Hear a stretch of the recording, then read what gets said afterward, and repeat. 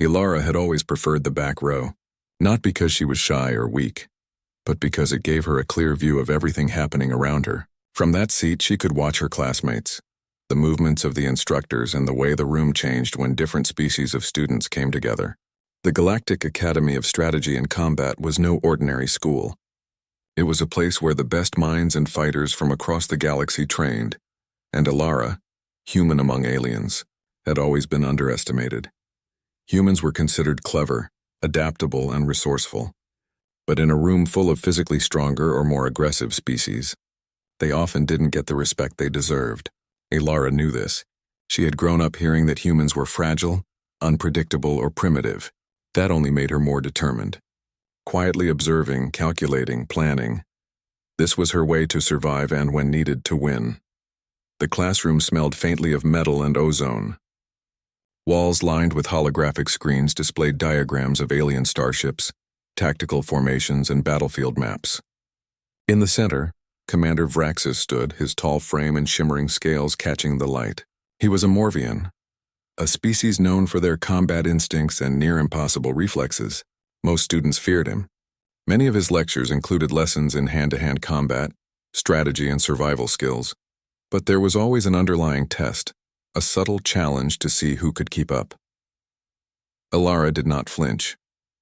She watched Vraxis as he moved, noticing the subtle twitches in his clawed hands, the shift in his weight before he spoke.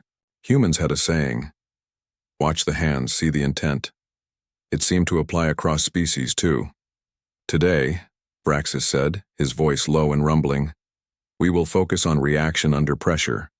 You will need to think, move, and act faster than the unexpected. Only those who can adapt survive," the students murmured nervously. Many of them had seen simulations before, but there was something in the way Vraxis's eyes glinted that felt different today. Ilara tilted her head slightly, scanning the room. Every eye, every tail, every subtle movement was data she absorbed. The first exercise was simple. Vraxis clapped his clawed hands and holographic drones appeared, floating in precise formations. The students were to defend themselves and neutralize the drones using both tactics and their personal skills. Ilara had already studied the drones' designs in previous lessons. They were small, agile, but predictable if one watched carefully. Her classmates moved quickly. A Noran, tall and strong with muscular limbs, lunged at a drone and missed. A Zeltran with 6 agile arms attacked multiple drones at once, but 2 slipped past. Ilara stayed seated, calm, waiting. She knew the pattern. Humans were slower, she had been told often. But their brains worked differently. They could see patterns and think ahead. When the first drone moved in a predictable arc, Ilara leaned slightly, her reflexes honed from years of practice. She tapped the activation pad on her wrist, releasing a small energy pulse. The drone flickered and vanished. Another followed, then another. Each time she anticipated the drone's trajectory before they moved. By the time her classmates had neutralized half the drones, she had already eliminated hers. Quietly, efficiently. Vraxis observed, his sharp eyes narrowing. "Interesting," he muttered. "Human, you rely on observation rather than raw force." Ilara allowed herself a small smile. Humans could be underestimated, but it was their greatest strength. While others relied on speed, strength, or natural ability, humans could analyze, adapt, and create solutions in the moment. That was why she was still alive, still untested by real danger, while many of her classmates stumbled. After the exercise, students were called forward one by one for critique. Ilara stayed in her seat.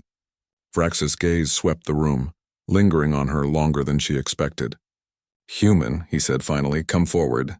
She rose calmly. Every eye in the room followed her. Some were curious, others skeptical. She walked to the front, her posture straight, confident, though her heart beat slightly faster. Humans rarely impressed Morvians in physical matters, but perhaps they underestimated the quiet ones. "Your methods are efficient," Vraxis said, "but efficiency is not enough in the field. Sometimes speed and aggression are necessary. Can you adapt when the situation changes instantly?" Ilara inclined her head slightly. "Yes, sir," she said, her voice steady. "Very well," Vraxis replied. "We shall see." He stepped back, his claws tapping against the floor, and for a moment the classroom was silent. Then, without warning, he moved. Fast. Too fast. Ilara reacted instinctively. She ducked, rolled to the side, and avoided his first strike. It was not a simulation anymore. His eyes burned with intent. The other students froze. Many had no idea what was happening. Some tried to move but found themselves unprepared for the real aggression. The air was thick with tension. Vraxis struck again, precise, deadly, testing every student's reflex. Panic spread, but Alara stayed calm. She saw patterns in his strikes, an almost imperceptible rhythm, a tendency to favor certain angles. Humans could read sequences, and Alara did so with remarkable speed. She moved between classmates, shouting instructions, guiding them. "Step back. Take cover. Use the walls." Her voice was calm but commanding. Slowly, she helped others avoid direct hits. The chaos revealed weaknesses in the classroom. Energy panels along the walls could be activated as barriers. Chairs could be moved to slow attacks. Every small detail mattered, and Alara noticed it all. Vraxis seemed to enjoy the challenge. "Human," he said, his voice rumbling through the room. "You are different?" "Yes, sir," Alara replied. "I am human. We survive by thinking, not just by striking." One by one, she guided her classmates to safety, combining quick tactical decisions with her knowledge of the room.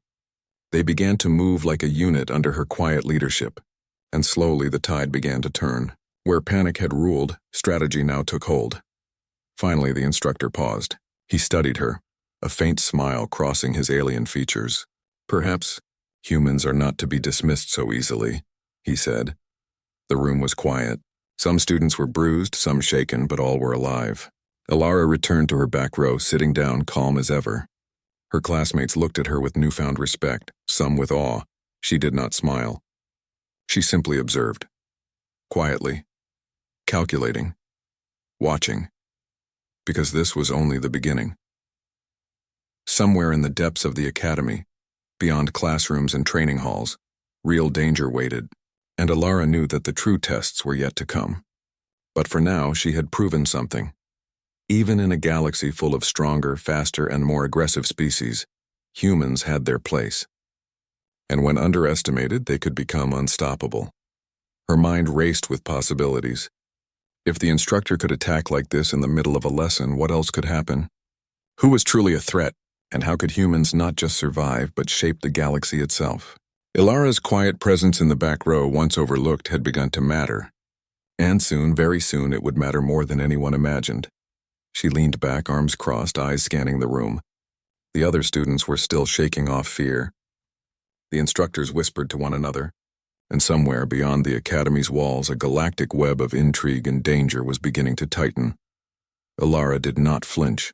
She never did. She had learned long ago that survival depended on more than strength. It depended on the mind, and the human mind, she knew, was capable of extraordinary things. The quiet observer had shown the first sign of human brilliance. And the galaxy was about to notice. The classroom was still buzzing with tension. Students whispered among themselves, their eyes darting to Alara, who remained quietly in the back row. Her calm demeanor unsettled many. They expected fear, panic, hesitation. What they did not expect was poise, confidence, and control. Commander Vraxis had stepped back after his sudden assault, but the room felt charged, electric, as though the very walls anticipated something more. Ilara's instincts told her this was not an ordinary test. Something was wrong, far beyond classroom training exercises. She watched her classmates. Some were visibly shaken, clutching their energy pads, bruised from dodged blows. Others fidgeted nervously, unsure what to do next. A few whispered that the instructor's attack might have been a genuine attempt to harm them. Alara's mind raced through the possibilities. Humans were not naturally strong compared to many alien species, but they had a gift, ingenuity under pressure. And right now, ingenuity would be the key to survival. Vraxis stood in the front of the room, his arms crossed, eyes scanning the students like a predator sizing up prey. "Humans are curious," he said, his deep voice echoing, "able to adapt, able to think. Perhaps you will prove worthy." Ilara remained silent. She had no desire to speak, to draw attention. Observation was her strength. She watched the small flickers of movement around the room, shadows shifting, panels vibrating, minor noises that indicated the presence of something unseen. That's when she noticed it, a faint hum beneath the floor. A vibration too subtle for most, but her senses, honed by years of careful observation, detected it. Something was hidden beneath the academy. Her heart quickened, not with fear, but with anticipation. Humans could think fast, and humans could act faster. She leaned slightly to one side, pretending to adjust her seat while scanning the floor. Tiny openings along the baseboards glowed faintly, revealing the presence of energy conduits running beneath the room. Whoever had designed this building had hidden something dangerous. Before she could analyze further, Vraxis clapped his hands. Simulation over, or reality just beginning? Students froze. The line between a lesson and a real threat had blurred, and then from the floor panels, small mechanized drones began emerging. Unlike the holographic ones from the first exercise, these were real, metallic, armed with small energy emitters capable of cutting through alloy and armor.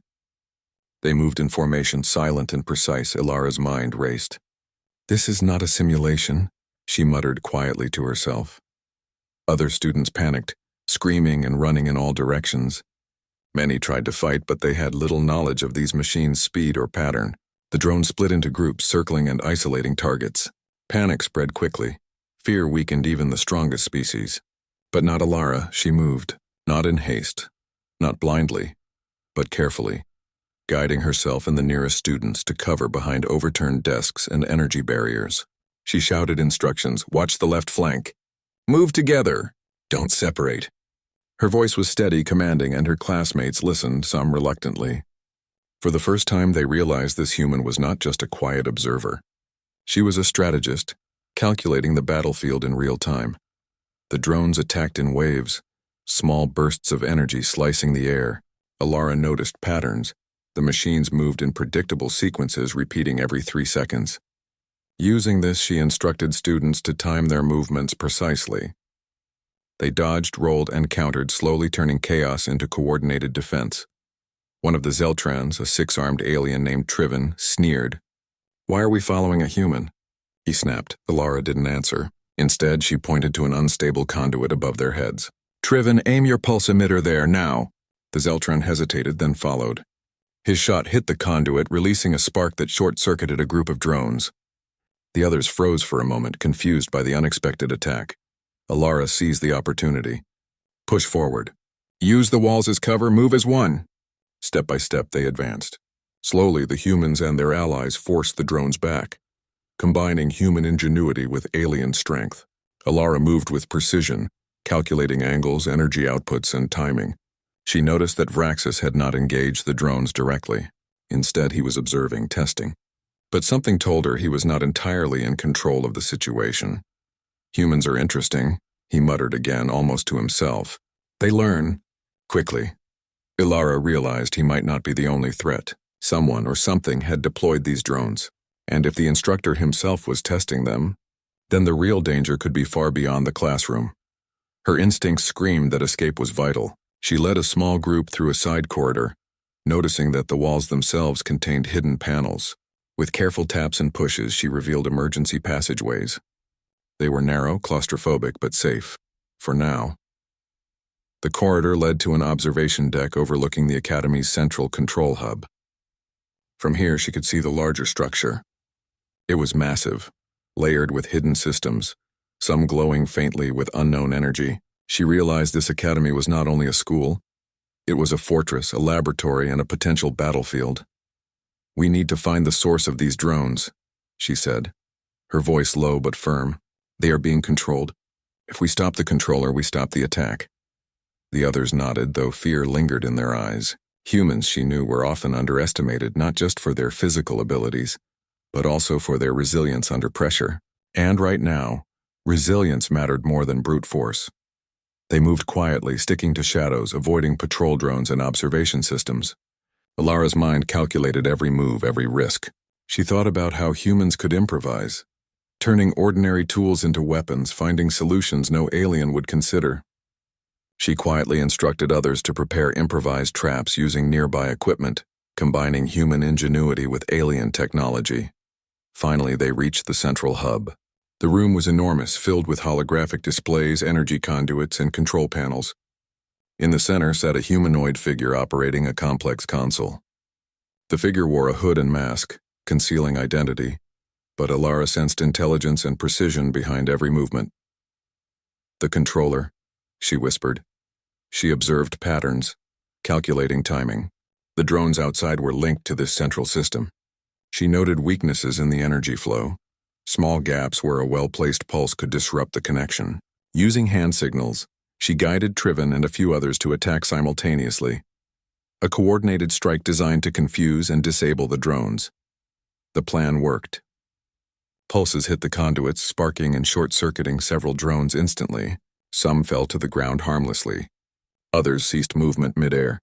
The controller's hands moved frantically, trying to re-establish connection, but the system was damaged. Alara stepped forward, ready to confront the figure directly. She did not fear them. Humans had a strange courage. They could face overwhelming odds because they relied on wit, planning, and unpredictability. The figure looked up, revealing a pair of piercing eyes. "So humans are clever," they said. Their voice was mechanical, distorted yet calm. "Perhaps too clever." Alara didn't flinch. "We adapt," she said simply. "We survive, and we protect those who cannot protect themselves." For a moment, silence filled the room. Then alarms blared. Reinforcements were incoming. The controller's voice hardened. "You should not have interfered." Alara's mind raced.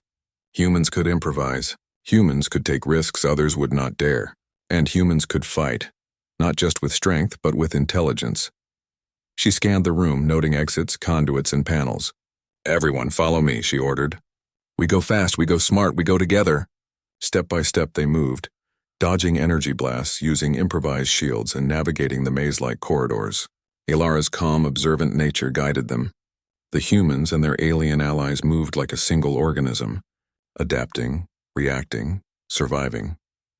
By the time they reached a secure area, the controller had vanished, leaving behind a trail of damaged systems and chaos. The students were exhausted, bruised, and shaken, but alive. And Alara, quietly sitting once again at the back of the room, knew this was only the beginning. The attack had revealed something important.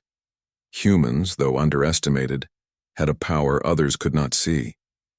Intelligence, adaptability, and courage under pressure could turn the tide against overwhelming threats. And Alara, the quiet observer, had proven that humans could lead, not through raw strength but through thought, strategy, and heart. The academy would never be the same, and somewhere, deep in the shadows, forces beyond the classroom were watching. They had underestimated the humans, and they would soon learn the hard way that humans were not to be overlooked. Alara leaned back, arms crossed, eyes scanning the now quiet room. The other students looked at her, awe and fear mingling in their expressions. She said nothing. She did not need to. Humans survived because they thought. Humans survived because they adapted. Humans survived because even when outmatched, they refused to give up. And Alara, sitting quietly in the back row, had just reminded everyone of that simple, undeniable truth.